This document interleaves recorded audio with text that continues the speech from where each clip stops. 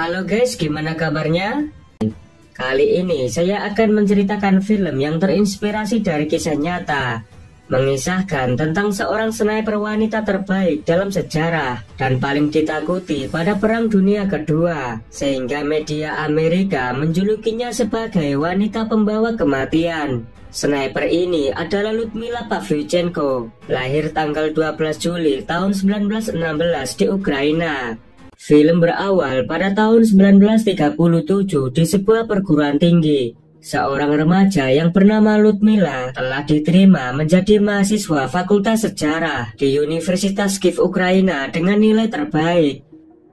Keesokan harinya, Ludmila bersama kawan-kawan pergi ke tempat hiburan, tapi mereka bingung mau pergi kemana. Karena tak ada keputusan, mereka pun melakukan lempar koin.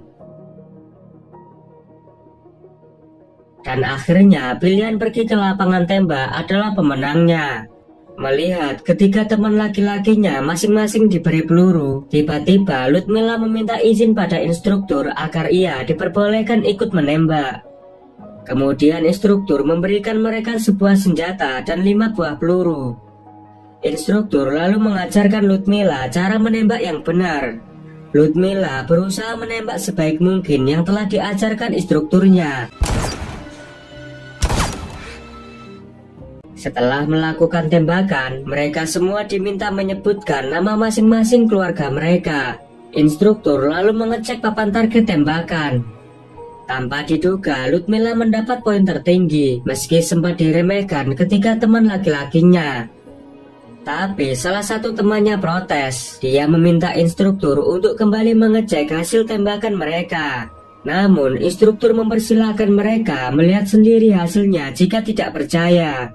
Saat sedang kuliah, tiba-tiba Ludmila dipanggil rektor. Ia disuruh mengemasi semua peralatannya ke dalam tas. Ternyata ada seorang perwira yang sedang membaca biodata Ludmila. Ia mengatakan kalau Ludmila sangat berbakat dalam menembak. Perwira itu mendapatkan laporan dari instruktur yang pernah mengajari Ludmila. Karena hal itu, Ludmila diberi kesempatan untuk mengikuti pelatihan sniper selama 6 bulan. Dan setelah itu, Ludmila bisa kembali kuliah lagi. Ludmila akhirnya memutuskan untuk menerima tawaran itu.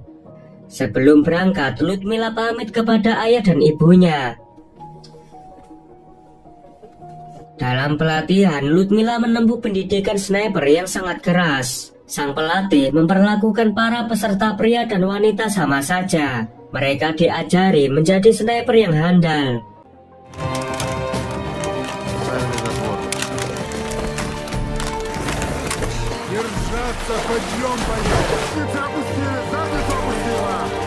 Akan tetapi, pelatihan sniper yang rencananya hanya 6 bulan tidak bisa diselesaikan karena pada tanggal 19 Juni tahun 1941, pasukan Nazi Jerman telah melakukan invasi penyerangan ke Uni Soviet lewat operasi Barbarossa. Masa pelatihan pun dipercepat. Peserta yang lulus ujian akan dikirim ke medan peperangan. Sementara Ludmila diutus menjadi sniper di garis depan untuk mempertahankan kota Odessa. Komandan Makarov mengarahkan Ludmila untuk mengincar komandan musuh sebagai sasaran utama. Ia juga mengatakan kalau senjata tank musuh bisa dihancurkan dengan cara menembak kaca pengemudi sebanyak 3 kali. Dan tembakan itu akan mengenai tangki bahan bakarnya. Dan tiba-tiba pasukan Nazi menyerang lewat udara dengan pesawat pengebom.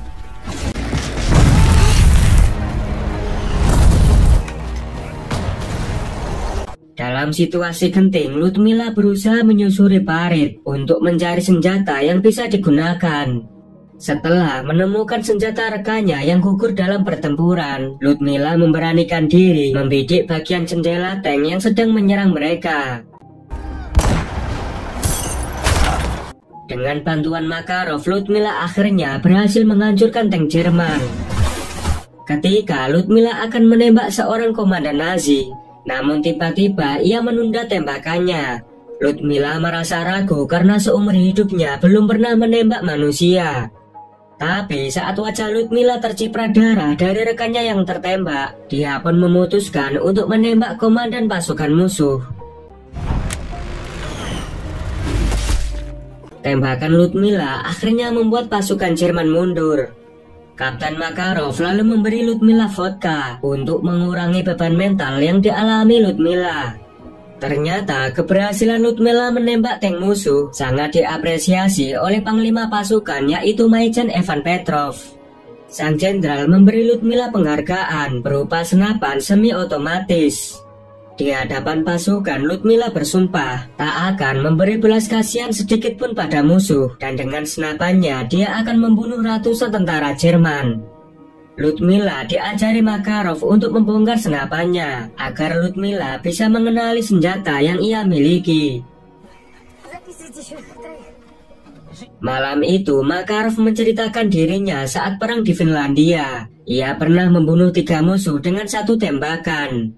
Mendengar cerita itu membuat Ludmila semakin mengagumi sosok Makarov.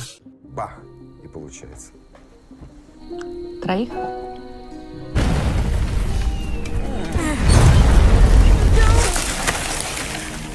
Keesokan harinya di medan pertempuran, Makarov tak menemukan Ludmila berada di posisinya. Kemudian rekannya melaporkan bahwa Ludmila sedang mendekati pasukan musuh. Rupanya Ludmila mencoba menembak beberapa tentara musuh dengan sekali tembakan.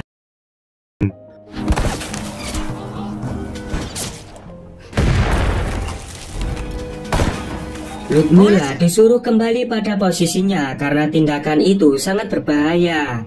Makarov lalu mengancam akan membawa Ludmila ke pengadilan militer agar Ludmila tidak mengulang perbuatannya. Pada malam hari, seorang prajurit utusan datang menemui Makarov. Prajurit itu membawa perintah untuk bertugas di lokasi yang baru. Ludmila yang berusaha mendekati Makarov, namun ia ditolak mentah-mentah oleh sang kapten. Makarov telah berkomitmen pada dirinya. Ia tak akan jatuh cinta kepada wanita dalam situasi peperangan. Keesokan harinya, Ludmila masih kesal dengan Makarov karena telah menolak cintanya. Makarov akhirnya menjelaskan alasannya mengapa ia tak bisa menerima cinta Ludmila. Makarov tak ingin menerima kenyataan pahit jika kekasih yang dicintainya meninggal dunia karena perang. Mendengar hal itu, Ludmila mengatakan kepada Makarov, dia harus yakin bahwa tak ada yang bisa membunuh mereka berdua. Namun tiba-tiba sebuah ledakan besar membuat Makarov terhempas. Dan beruntungnya dia baik-baik saja, sedangkan Ludmila mengalami luka yang cukup serius. Kemudian ia dibawa ke tenda untuk mendapat pertolongan. Ludmila dirawat dokter Boris yang hampir menjadi tunangannya. Sang kapten berusaha menenangkan Ludmila dengan berbaring di sampingnya. Melihat itu membuat Boris sangat cemburu karena ternyata Boris masih mencintai Ludmila. Sedikit info, dulunya Ludmila dijodohkan dengan Boris. Namun Ludmila menolak pertunangan itu karena dirinya harus mengikuti pelatihan sniper. Adegan berpindah ke peristiwa evakuasi kota Sevastopol di sebuah pelabuhan yang terletak di semenanjung Crimea. Wilayah itu sedang diserang oleh tentara Jerman. Pasukan Merah berangkat dengan armada perangnya. Namun di tengah perjalanan, kapal-kapal mereka dibombardir oleh pasukan musuh dari udara.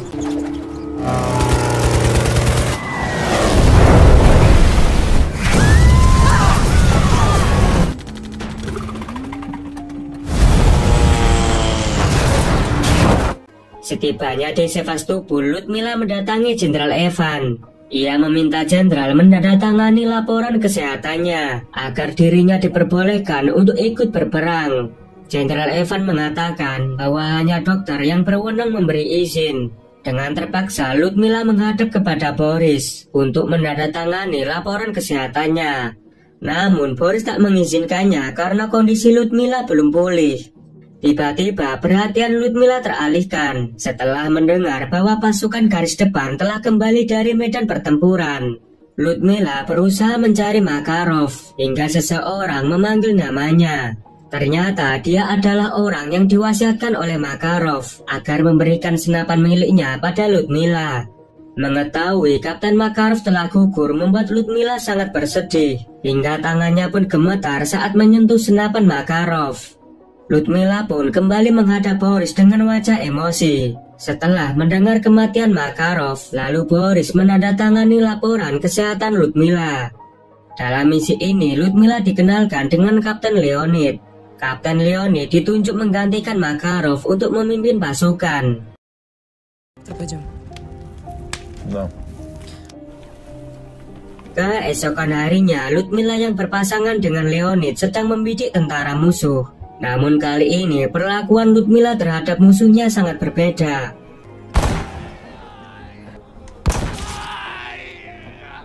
Ludmila menembak kaki dan tangannya agar musuh tersiksa.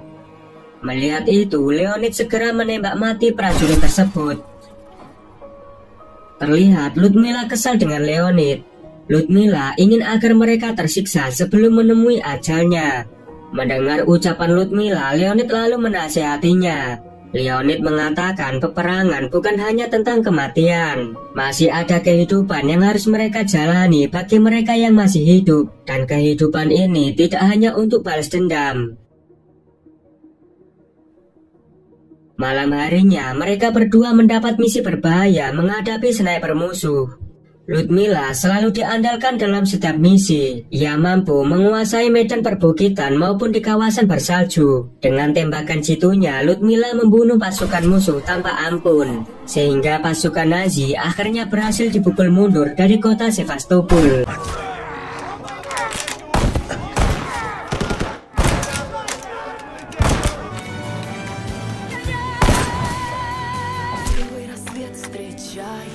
Pasukan Soviet mengadakan pesta atas keberhasilan mereka.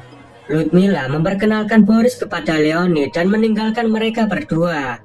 Lalu Boris menceritakan kepada Leonid tentang hubungannya dengan Ludmila sebelum ikut berperang. Dan sampai saat ini ia masih mencintai Ludmila.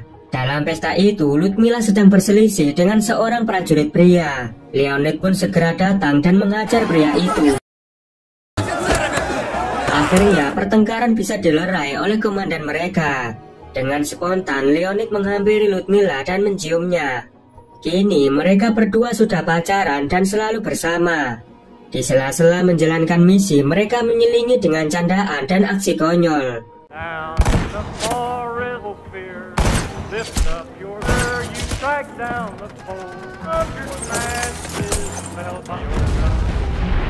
Pada suatu hari, mereka berdua sedang berjalan di sebuah kawasan.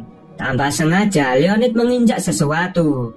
Dan ternyata kawasan itu merupakan ladang ranjau. Mereka pun segera berlari secepatnya untuk menghindari ledakan ranjau. Karena ledakan ranjau yang begitu cepat, Ludmila pun bertelungkup dan Leonid berinisiatif untuk melindunginya dari efek ledakan. Sehingga punggung Leonid pun hancur akibat ledakan ranjau. Ludmila berusaha menggendong tubuh Leonid yang sudah sekarat.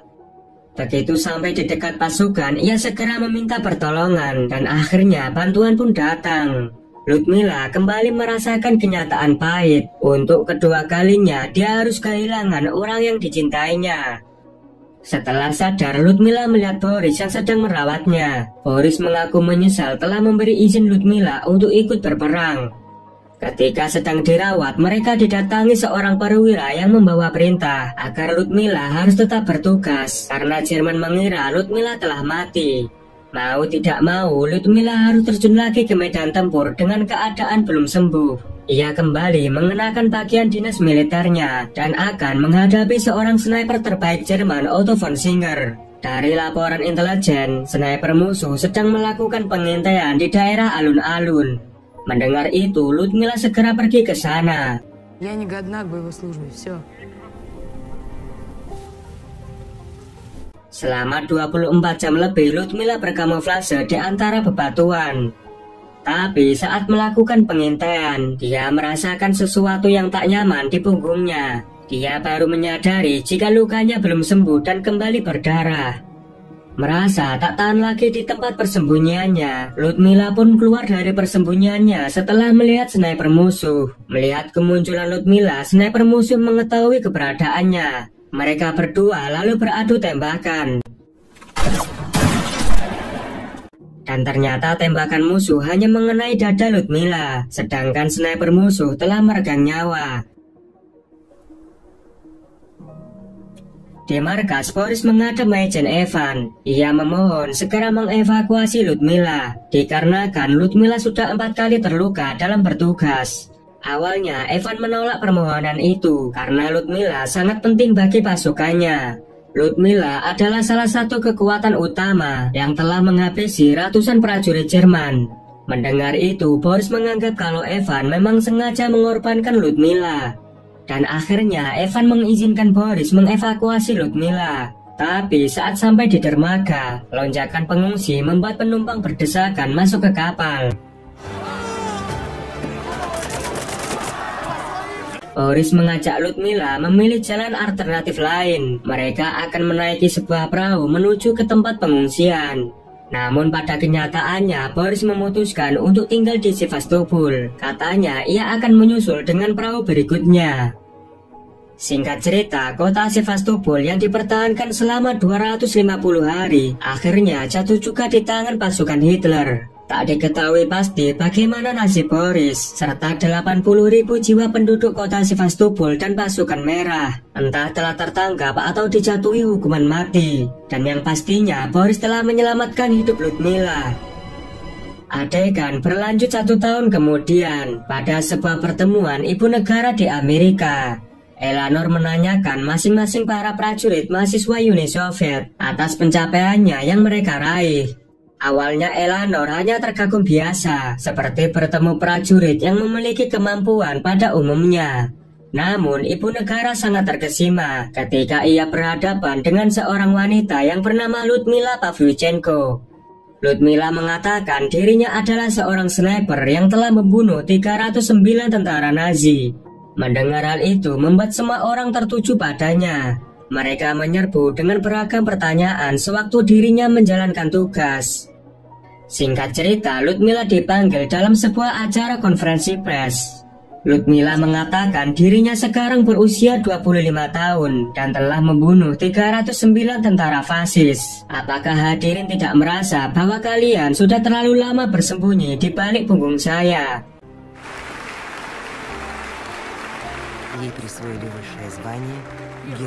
Akhirnya Ludmila ditugaskan untuk menjadi instruktur di pendidikan sniper. Setelah perang, ia melanjutkan kuliahnya dan dianugerahi gelar sebagai pahlawan. Scene kemudian beralih 17 tahun kemudian. Pada tahun 1957, Eleanor akhirnya bertemu dengan Ludmila bersama putranya. Ludmila mengenakan lencana bintang kehormatan yang diberikan oleh Soviet, dan semua itu berkat jasanya. Oke lur, terima kasih sudah menonton film ini sampai selesai. Dan sampai jumpa di video selanjutnya.